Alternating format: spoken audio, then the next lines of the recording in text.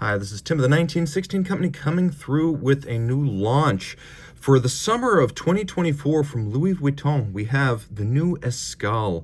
Escale en français, meaning stopover. It is a watch inspired by the spirit of travel. And while there are three present, there is a fourth present in spirit. We will talk about that in a moment. Let's start with the basics. Dimensionally, whether you are going for one of the two rose gold models or the two platinum models, the watch is going to be the same size. I like this handsome and fiery contrast between rose and blue, so I'm going to use that as my wrist model right here. 39 millimeters in diameter. The watch is 10.6 millimeters thick. 46.5 millimeters from lug tip to lug tip is a critical dimension because, in my opinion, that's always the true gauge of fit.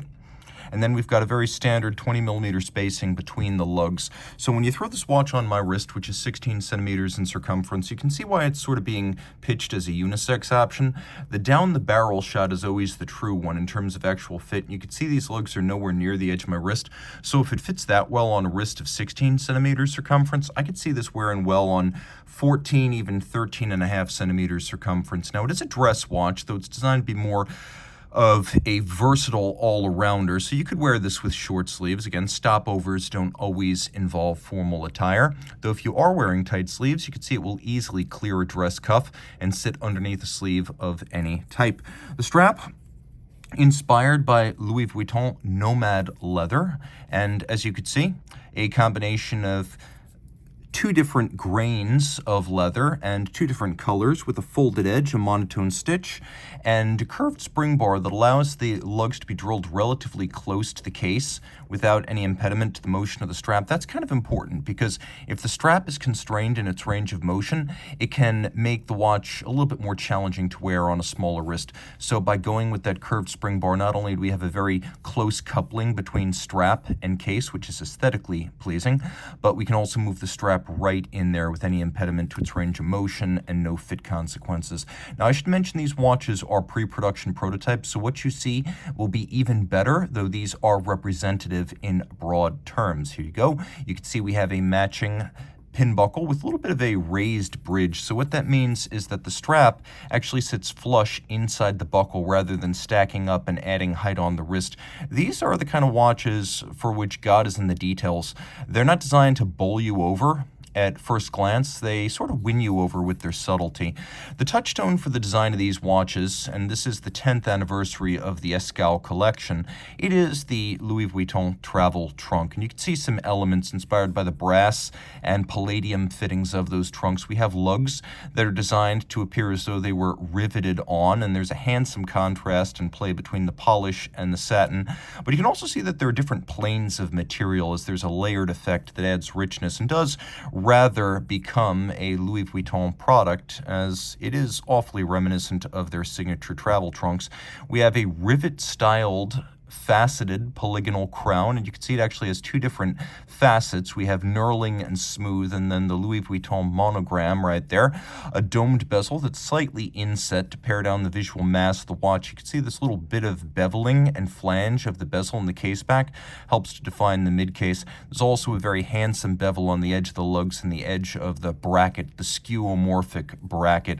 A slightly domed, though mostly flat sapphire, gives way to a dial that is likewise inspired by Louis Vuitton travel hardware. So the obvious pieces are the quarters of the dial, where we've got 12, 3, 6, and 9 featuring bracket style rose gold applique. The minute track, or minuterie, is actually designed to resemble a series of rivets as you would find on Louis Vuitton travel architectures. You'll find that all over bags and luggage and trunks that they make. At center, we have what appear to be 3 golden hands, but one of them is actually titanium and PVD. In order to lighten up the seconds hand and reduce the power drain on the mainspring, this is actually titanium, and it's been hand rolled on a miniature rolling pin to reduce parallax or parallax error error as it's visually evident.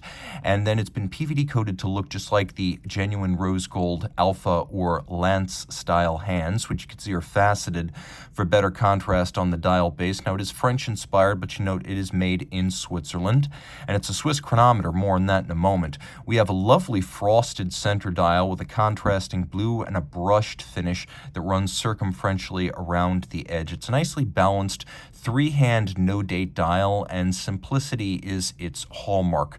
Taking a quick look here, you can see that we have a graining pattern, very similar to what you'll find on the strap itself, that's designed to evoke the pattern you'll actually find on monogrammed Louis Vuitton canvas. So everything is very thoughtfully conceived with other Louis Vuitton universe products in mind. And again, because this is a pre-production prototype, it's not running, but you can see that it is very representative in terms of aesthetics.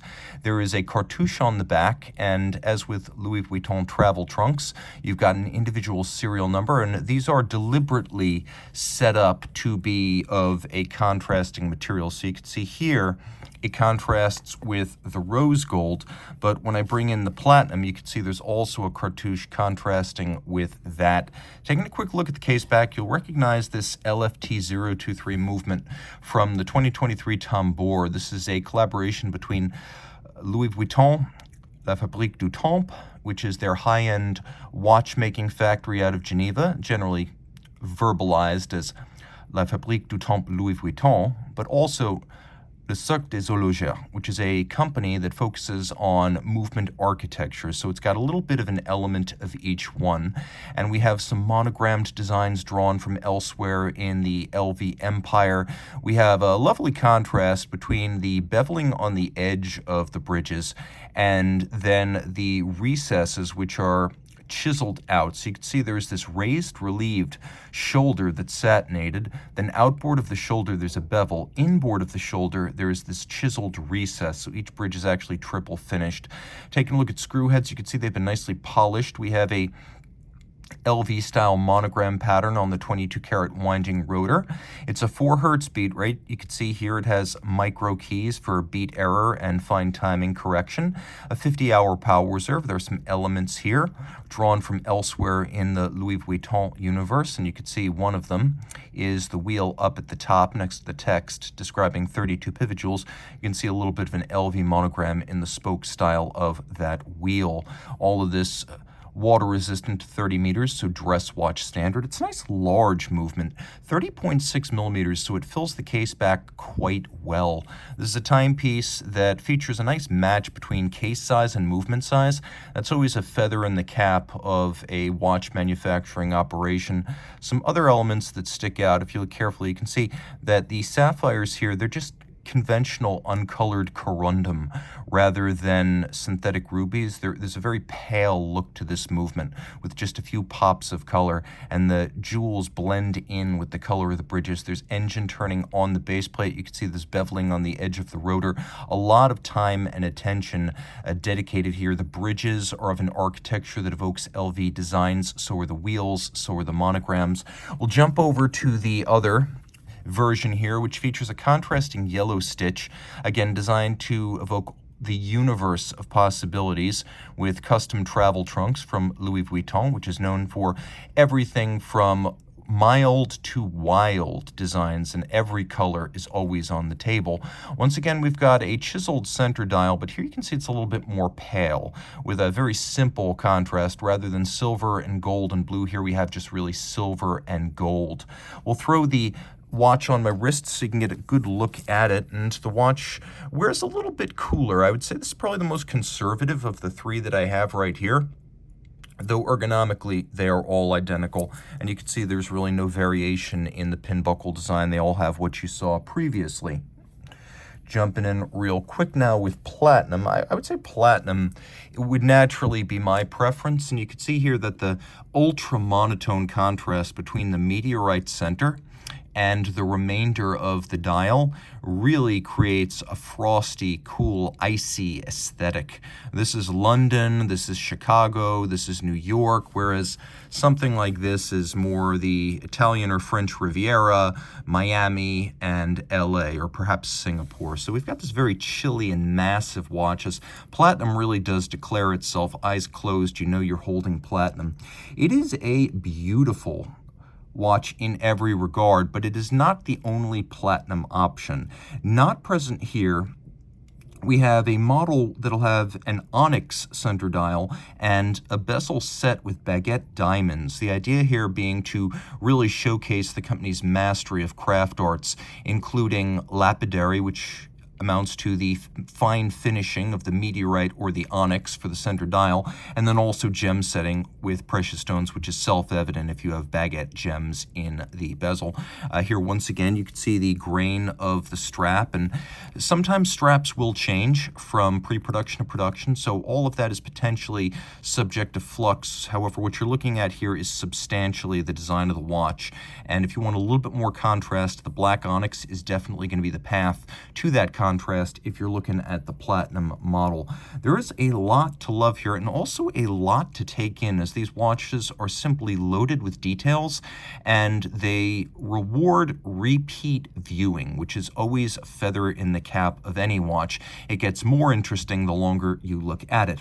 Now, these are chronometer certified by the Geneva Observatory, so meeting and exceeding the international ISO 3159, which underpins, among other evaluations, the Best in Salon Observatory Chronometer Test and the COSC. So not only is it a sharp watch, but it is also a watch that is designed with chronometric excellence in mind.